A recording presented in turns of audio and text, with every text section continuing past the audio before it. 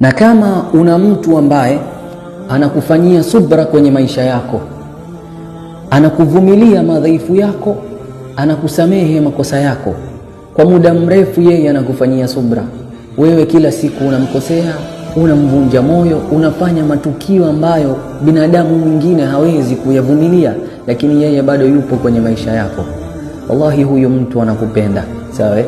Huyo mtu anakupenda sana, kwa sababu anafanya subra kwa muda mrefu, anakuvumilia akiwa na imani ipo siku utabadilika. Sasa na wewe badilika haraka sana, kwa sababu mtu ambaye amekufanyia subra kwa muda mrefu na kukuvumilia kwa muda mrefu, siku ambayo ataondoka kwenye maisha yako huwezi kumrudisha tena. Sawa? Hata ufanye nini hauwezi kumpata tena kwenye maisha yako. Na watu hawa wako wachache sana katika hii dunia. Mtu wa kuvumilia ujinga wako, makosa yako, wallahi ni wachache sana baada ya wazazi wetu. Sawa?